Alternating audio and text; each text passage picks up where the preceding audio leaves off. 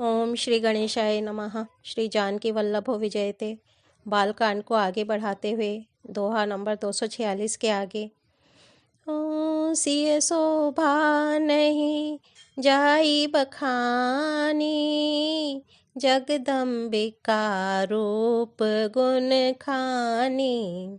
राम सिया राम जय जय राम। राम सिया राम जय जय राम। उपमा सकल मोहि लघु लागी, प्राकृत नारी अंग अनुरागी। राम सिया राम जय जय राम। राम सिया राम जय जय राम। अर्थात रूप और गुणों की खान जगत जननी जानकी जी की शोभा का वर्णन नहीं हो सकता। उनके लिए मुझे काव्य की सब उपमाएं तुच्छ लगती हैं, क्योंकि वे लौकिक स्त्रियों के अंगों से अनुराग रखने वाली हैं, अर्थात वे जगत की स्त्रियों के अंगों को दी जाती हैं। काव्य की उपमाएं सब त्रिगुणात्मक मायिक जगत से ली गई हैं। उन्हें भगवान की स्वरूपा शक्ति श्री जानकी जी के अप्राकृत चिन्मय अंगों के लिए प्रयुक्त करना, उनका अपमान करना और अपने को उपासापद बनाना है। सीता जी के वर्णन में उन्हीं उपमाओं को देकर कौन को कवि कहलाए और अपयश का भागी बने, अर्थात सीता जी के लिए उन उपमाओं का प्रयोग करना सुकवि के पद से च्युत होना और अपकीर्ति मोल लेना है। कोई भी सुकवि ऐसी नादानी एवं अनुचित कार्य नहीं करेगा। यदि किसी स्त्री के साथ सीता जी की तुलना की जाए तो जगत में ऐसी सुंदर युवती है ही कहाँ जिसकी उपमा उन्हें दी जाए। पृथ्वी की स्त्रियों की तो बात ही क्या, देवताओं की स्त्रियों को भी यदि देखा जाए तो हमारी अपेक्षा कहीं अधिक दिव्य और सुंदर हैं। तो उनमें सरस्वती तो बहुत बोलने वाली हैं, पार्वती अर्धांगिनी हैं, अर्थात अर्ध नारी नटेश्वर के रूप में उनका आधा ही अंग स्त्री का है, शेष आधा अंग पुरुष शिवजी का है। कामदेव की स्त्री रति पति को बिना शरीर का अनंग जानकर बहुत दुखी रहती है, और जिनके विश्व और मध्य जैसे समुद्र से उत्पन्न होने के नाते प्रिय भाई हैं, उन लक्ष्मी के समान तो जानकी जी को कहा ही कैसे जाए। जिन लक्ष्मी जी की बात ऊपर कही गई है वे निकली थीं खारे समुद्र से, जिसको मथने के लिए भगवान ने अति कर्कश पीठ वाले कच्छप का रूप धारण किया। रस्सी बनाई गई महान विषधर वासुकी नाग की। मथानी का कार्य किया अतिशय कठोर मंदराचल पर्वत ने, और उसे मथा सारे देवताओं और दैत्यों ने मिलकर। जिन लक्ष्मी को अतिशय शोभा की खान और अनुपम सुंदरी कहते हैं, उनको प्रकट करने में हेतु बने ये सब असुंदर एवं स्वाभाविक ही कठोर उपकरण, ऐसे उपकरणों से प्रकट हुई लक्ष्मी श्री जानकी जी की समता को कैसे पा सकती हैं। हाँ, इसके विपरीत यदि छवि रूपी अमृत का समुद्र हो, परम रूप में कच्छप हो, शोभा रूप रस्सी हो, श्रृंगार रस पर्वत हो, और उस छवि के समुद्र को स्वयं कामदेव अपने ही करकमल से मथें। यही विधि उपजे लच्छी जब सुंदरता सुख मूल, तदपि सकोच समेत कभी कहीं सिय समतूल। सियापति राम जय जय राम, मेरे प्रभु राम जय जय राम। अर्थात इस प्रकार का संयोग होने से जब सुंदरता और सुख की मूल लक्ष्मी उत्पन्न हो तो भी कवि लोग उसे बहुत संकोच के साथ सीता जी के समान कहेंगे। सयानी सखियां सीता जी को साथ लेकर मनोहर वाणी से गीत गाती हुई चलीं। सीता जी के नवल शरीर पर सुंदर साड़ी सुशोभित है। जगत जननी की महान छवि अतुलनीय है।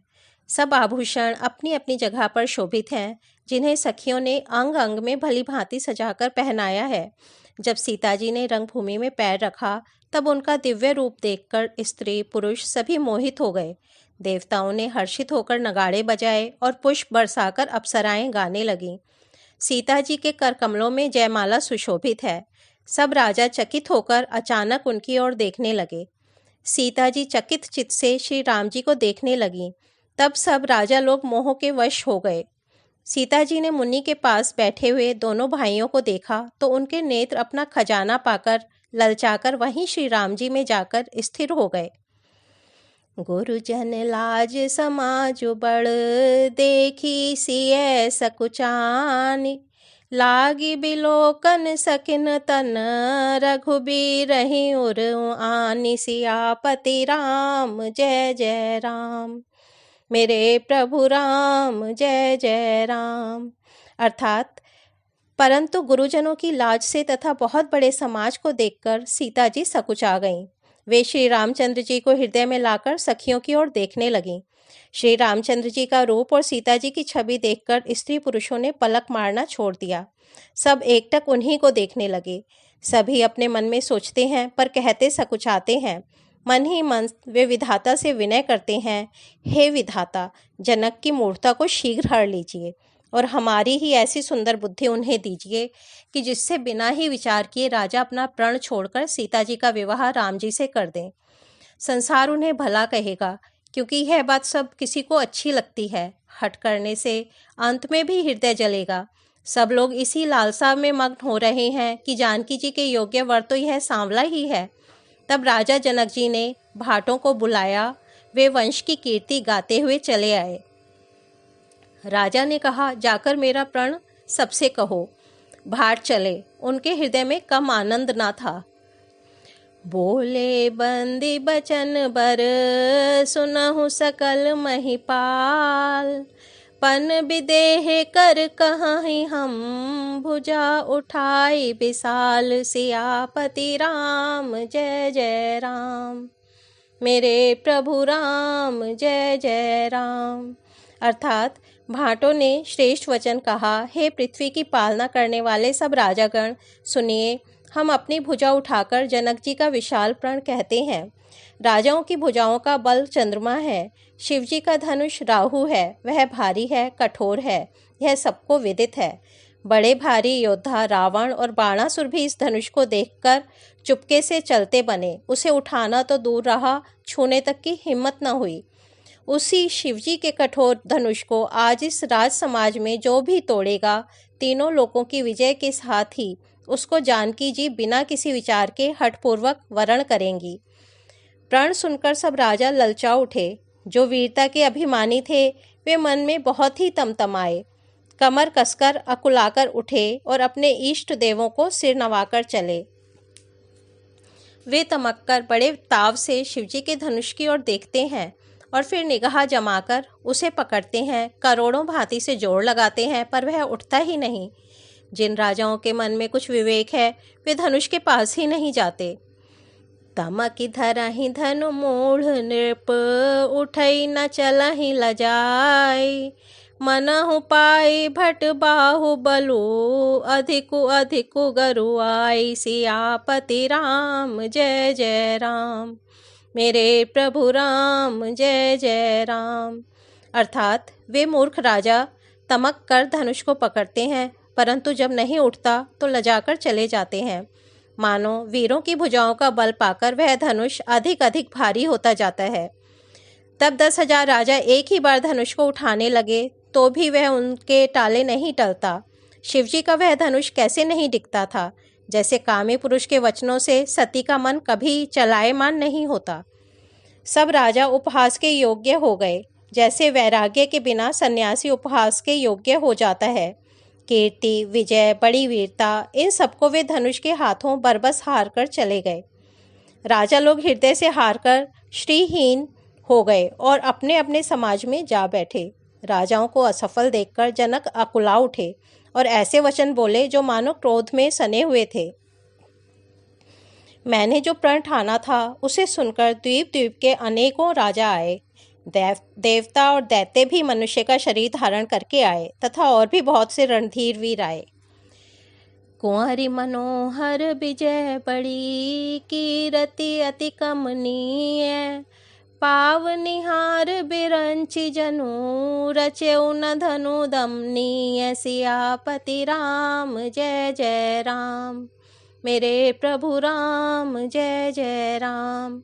अर्थात परंतु धनुष को तोड़कर मनोहर कन्या, बड़ी विजय और अत्यंत सुंदर कीर्ति को पाने वाला मानो ब्रह्मा ने किसी को रचा ही नहीं।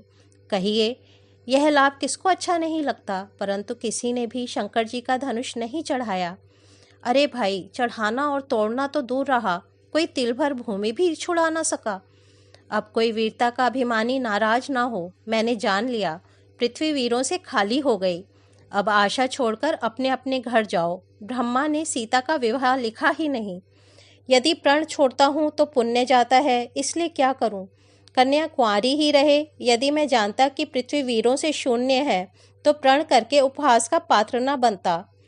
जनक के वचन सुनकर सभी स्त्री पुरुष जानकी जी की ओर देखकर दुखी हुए, परंतु लक्ष्मण जी तमतमा उठे। उनकी भौहें टेढ़ी हो गईं, ओठ फड़कने लगे और नेत्र क्रोध से लाल हो गए। कही न सकत रघुबीर डर, लगे बचन जनुबान।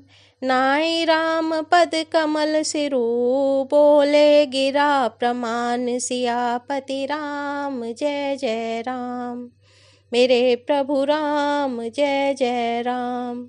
अर्थात श्री रघुवीर जी के डर से कुछ कह तो सकते नहीं, पर जनक के वचन उन्हें बाण से लगे। जब ना रह सके तब श्री रामचंद्र जी के चरण कमलों में सिर नवाकर वे यथार्थ वचन बोले। ओ मंगल भवन अमंगल हारी, द्रवहु सो दशरथ अजेर बिहारी। राम सिया राम जय जय राम। राम सिया राम जय जय राम। आज बालकांड को यहीं विराम देते हैं, कल इसके आगे बढ़ेंगे। धन्यवाद।